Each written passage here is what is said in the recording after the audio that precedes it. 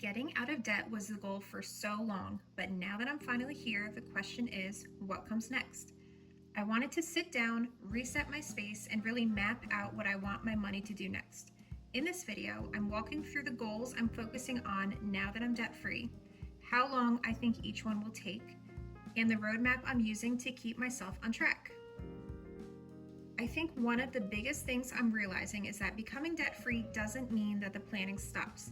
It just means that the plan gets to change. Instead of sending extra money towards debt payments, I can start using that money to build savings, prepare for future expenses, and work toward creating a life that feels more secure, comfortable, and genuinely happy. I'm really excited about this chapter because for the first time, the money that used to go toward debt can start building the things that I actually want. Now I get to decide what those next goals look like and start putting a real plan behind them. Hey guys, so I have exciting news. I am completely debt-free, 100%, finally. So little background, it took me about 6 years to pay off $77,000. That happened in January. I was completely debt-free in January. And then I decided to get a personal trainer, and that was 2 different loans because I signed up for it, and then within a month or 2 I extended my contract. And then we also had a credit card for a lawnmower. I decided to kind of take that over and just pay that off, get rid of it. So that doesn't mean that I'm done budgeting or planning what I'm going to do with my money, because that is how you get back into debt. That is how you just spend mindlessly and you don't even realize how much you're spending. So I decided to make a plan with what I'm doing. I have big, major goals each month and then kind of like smaller goals along the way. But I decided to make this. I'm going to put it in my shop on Etsy. I'm going to probably open up like the first or second week of September.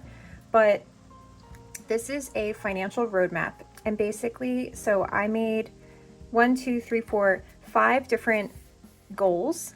And I'm going to track them on this sheet, and this will have exactly, like how much I need for each goal, or maybe when I think that I could get there. Ooh, almost lit my paper on fire.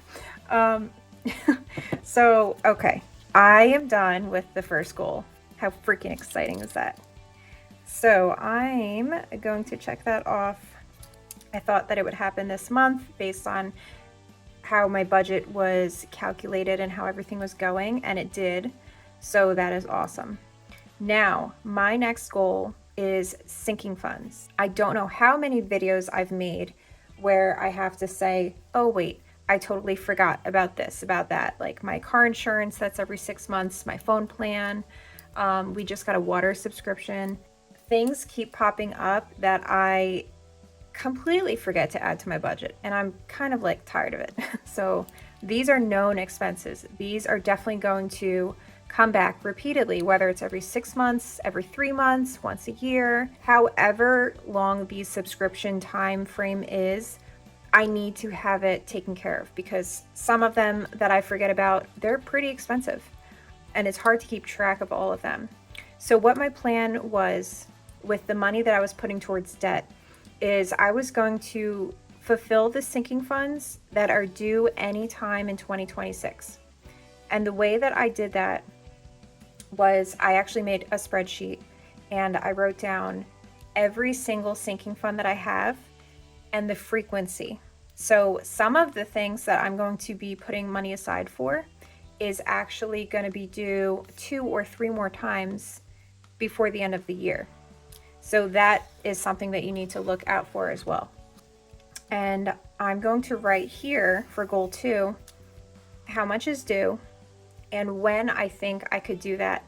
Now you can also do this, but you need to know your basic budget. You have to know generally how much income you're going to expect each month, how much your bills are each month, and then your variable expenses. So your bills will be something that is pretty much the same every single month. Those could be like your Netflix, your electric, your rent, your mortgage, your water, things like that.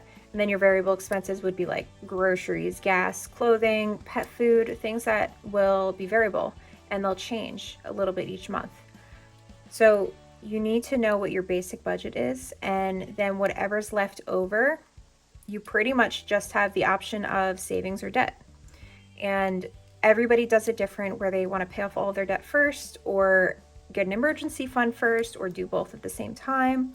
I tried so hard to save, but I'm so bad at it. I ended up just diving in completely with all of my extra money towards debt, which of course led me to some issues when I had things come up, like my car needed to be fixed, had to bring my dog to the vet.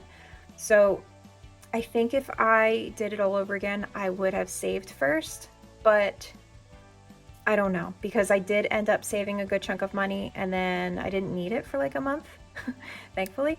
So I put it towards debt. But anyways, that's your basic budget. You have your income, bills, variable expenses, and then savings or debt. Once you know all of that, you pretty much know all of your numbers. And then you always want to leave a buffer in your account. Don't take your account down to zero. So you have to account for that. Now, I'm not going to bore you with all of my sinking funds, but I'm just going to tell you the numbers of what I'm expecting to walk into in September, and then what should be left over, and then when I think that I will be able to pay off all of these sinking funds. Okay, so I'm going to have 4 sections. First one is income, and then bills, and then variable, and then leftover. So since I'm debt free, this will automatically go to savings for me. Okay, so my expected income, it will vary, of course. So you're going to pick your worst case scenario, your lowest paycheck that you think that you'll get. Also, if you get paid weekly like I do, you have 4-week months and then 5-week months. So September has 4 Fridays. I'm going to get 4 paychecks. So October has 5 Fridays. So I'm going to have an entire extra paycheck to put towards whatever I want to put it towards. What I'm also doing, because I'm planning ahead for not only next month, but also for October. And you know that things are going to come up, of course. So I'm going to give myself like a $200 buffer each month to account for extra groceries, or I needed to buy something for my car, just kind of like those like medium price expenses that pop up.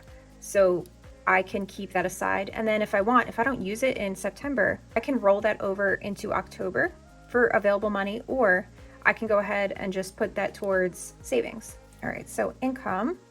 So I expect about $10.30 per week.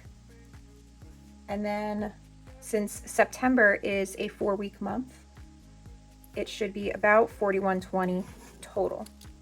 My bills are not going to change each month typically, and I'm just going to round about $12.50. Variable expenses. So if it's a 4-week month, I have like a set amount, and then for the 5-week months, I just add a little bit to groceries and gas, because I just, you have to take care of a little bit more. So for September, this is going to be $1,600, and then October will be $1,745. Now let me also change this. October income will be $51.50, and that's because it's 5 weeks. And then leftover. So I'm gonna do for September $41.20 minus bills, which is $12.50, minus variable expenses, which is $1,600. So that's gonna leave me with $12.70.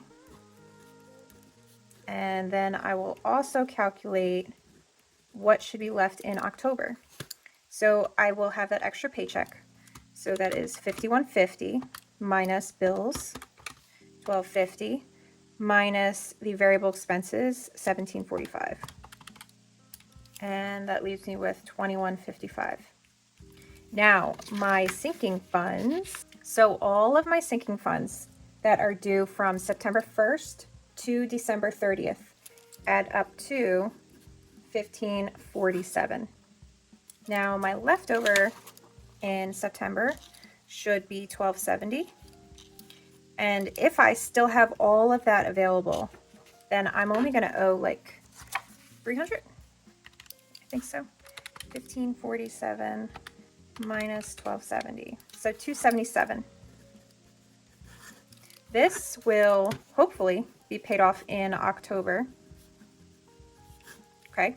So potentially In October, I will pay the remainder of my 2026 sinking funds. So since I have a number, let me label this sinking funds 2026. Whoops. Okay. So sinking funds for 2026 is 1547. I'm going to put that here.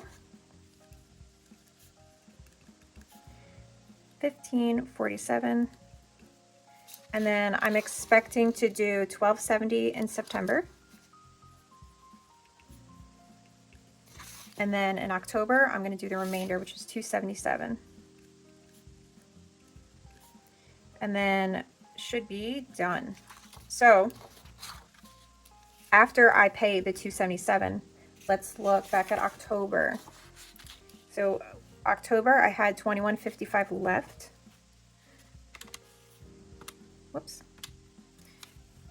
So 2155 minus 277 equals 1878. So October, I had 1745 left minus 277 equals 1878. Now, my next goal will be my starter emergency fund. So I have a little bit, and like I said, everybody does this in a different order. This is just how I wanted to do it. I'm not telling you that this is the best way. This is just how I want to do it. This is how my brain works. So I have a little bit in my emergency fund, but I had more. I had to get tires. I almost failed my inspection for my car because my tires were so thin. That is an emergency. That is expensive. I did not have the money set aside for it, and it's dangerous. I had to get it done. It ended up being $950. That was, I'm so happy that I had that money sitting aside, but now I'm kind of like, all right, got to get that money started again in my emergency fund. So as the budget mom calls it, a starter emergency fund, you put away as much as you can at one time or like in a short time frame. And then after that, you just keep chipping away like $50 a month or whatever you can afford. But in the beginning, you just try to get a big chunk established so you have something there. Because I don't want to just right now do $50 a month because that's nerve-wracking. I have an accident-prone dog. She's always getting herself into trouble, injured, something. So I need to, look out for that. And my car is older. Its mileage is kind of getting up there. It's paid off, yes, but it has had a lot of issues. So what my plan is, after I get the sinking funds done, I'm going to put all of my leftover money towards a starter emergency fund. And just so I have some numbers here. So my plan is this 1878 that I have left over in October will go straight to my starter emergency fund. So this was my increased variable expenses. This was finishing off my 2026 sinking funds. And then this is going to go to my emergency fund. 1878. I'm thinking about doing like a $3,000 starter emergency fund. I know it's not like a lot to some people, but we don't have kids, and this is what I'm going to do. This is where I'm at right now financially. So 1878 is the plan in October. And then to get to 3,000, so we'll do 3,000 minus 1878. We need 1122. So I'm going to say 1122 in November. Now November is a 4-week month, so I can already tell you, theoretically, if I don't have anything crazy come up, I can tell you what I would have left over in November. And when you break it down like this, just into chunks, and then you really manage your money carefully, this makes it so much easier when you can see. This makes planning so much easier, and it makes it feel more realistic because on paper, yes, I can achieve this if I am careful with my money. If I don't go on like a mini home shopping spree, which I did a little bit right after I was debt free. I just bought a bunch of stuff for the house, and then I was like, wait, I don't need all this stuff. I really don't need all of this stuff. So in November, that's a regular 4-week month for me. So I have my 4-week income. November, I'm expecting 4120 income. And then again, we have our bills for $1250. We have variable expenses. And then that leaves me with $12.70. So that is $12.70 left over. Now, what did I needed $11.22. So I really can get my starter emergency fund done in October. Done in November. And that would be awesome. That would be so, so great. Because our next goal is to do 1 month ahead. And I don't know why, but this just sounds so exciting to me. I almost couldn't decide which one I wanted to do first, but emergency fund is much more important. Or, I mean, to me, at least. So 1 month ahead, I've watched multiple videos on this and people do it differently. They will save up for 1 month ahead and then they'll use that money as they go throughout the month. And then other people will save up for 1 month ahead and just keep that in an account in case they can't work for 4 weeks or just, something happens and they need to pay their bills. I don't know which way I want to do it because it would be really nice to be able to pay for everything in the first week if I wanted to, because I know that I have other bills taken care of in an account. But that's a lot of like money movement around because you're also saving for the following month ahead. And I don't know if I want to do all that, but if you're interested in learning about people that take from it throughout the month and then they're also saving for the next month, I think her name is Janika from All Things Planned. I think that's how she does it. And she has multiple videos on it. She's very, very clear with her explanations. But I'm not sure which way I want to do it. But I just want to have 1 month ahead somewhere safe. And for it to be something that you can grab quickly, that would be good too.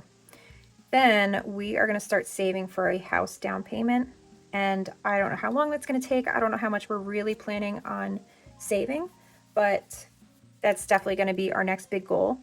And what will be great about this is because I have these things done, I really can just focus on this alone because I have an emergency fund. And after I get the starter, I'm going to still contribute like a certain amount every single month just to keep it growing.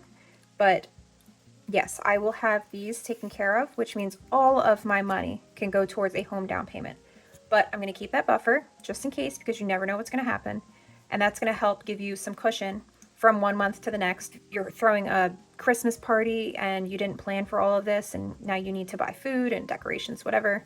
So that is my plan. And oh my God, it feels so good to just like put it out on paper, see it planned out, see the real numbers, like what I'm trying to do, because it's been like just stirring around in my head. And oh, this is so exciting.